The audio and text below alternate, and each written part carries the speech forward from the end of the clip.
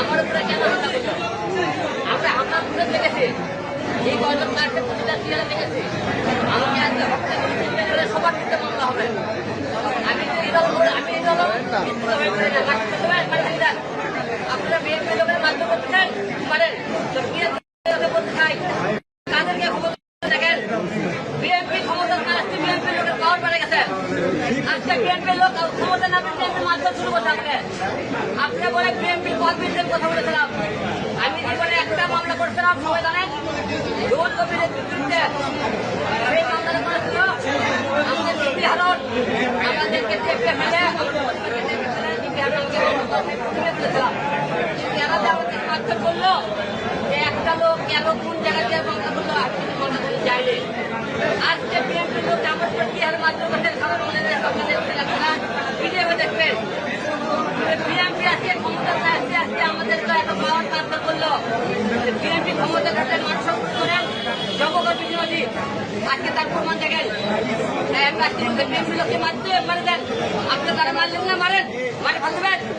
আমি এক হিরোলম মারা গেলে 100 হিরোলম দেওয়া থাকবে, কিন্তু আপনারা যারা মারধর করলেন আজকে আমাকে মনে করেন না যে আপনার বিএনপির লোকেরা দেশ আপনারা এখনই বাংলাদেশের প্রধানমন্ত্রী হয়ে গেছেন, আপনারা দিয়ে মারধর করলেন, আপনাদের বিষয়ে অবশ্যই বাংলা করতে হবে।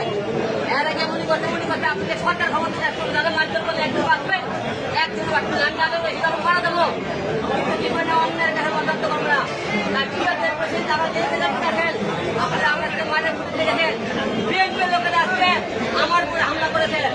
এরা আজকে একটা সঙ্গে আরেক সঙ্গে প্রমাণ দেখেন আজকে তাদের সাথে কি করতো, এরা বলতেছে আমি নাকি তাদের জন্য কি করেছি। আপনি একটা লোকের তাদের ঘুরে দেখাবেন, তারপরে আপনারা মারধর করেন। আমি তো অন্যান্য কাছে কেন মারলেন আপনারা? আমি আজকে ধরে দেখান আওয়ামী লীগ সরকার তাদের বিরুদ্ধে মামলা করতে যাচ্ছে।